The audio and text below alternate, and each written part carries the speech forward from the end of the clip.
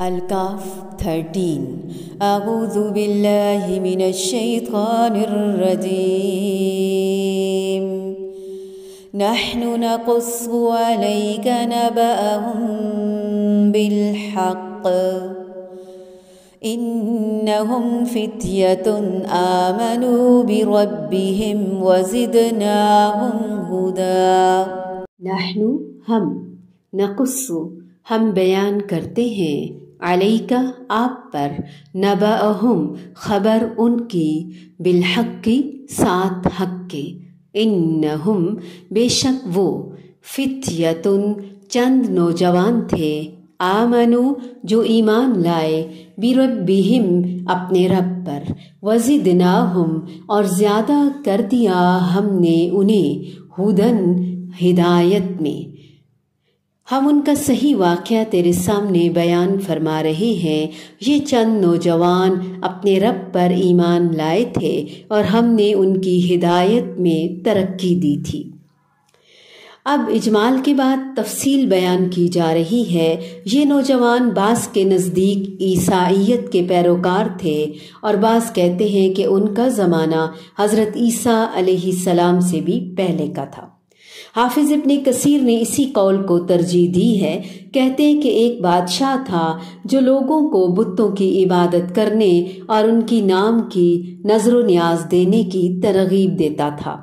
اللہ تعالیٰ نے ان چند نوجوانوں کے دلوں میں یہ بات ڈال دی کہ عبادت کے لائق تو صرف اور صرف ایک اللہ ہی ہے، جو آسمان اور زمین کا خالق اور کائنات کا رب ہے۔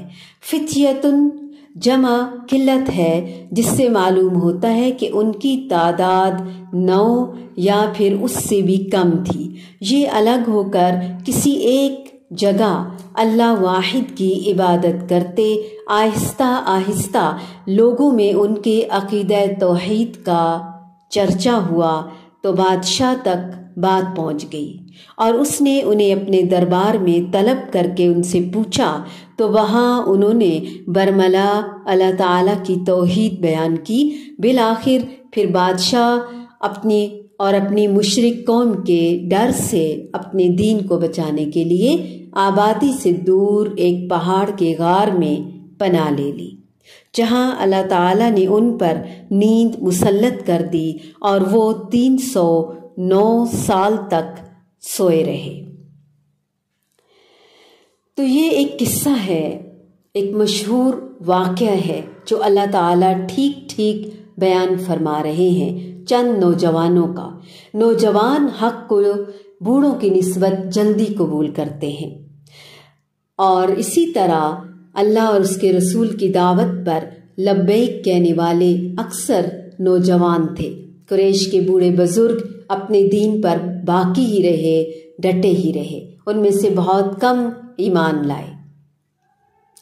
لہٰذا نوجوانوں کے لیے یہ گڈ نیوز بھی ہے کہ وہ نوجوانی میں اگر دین کی طرف آتے ہیں تو اللہ تعالیٰ ان کو عرش کا سایہ بھی نصیب فرماتا ہے۔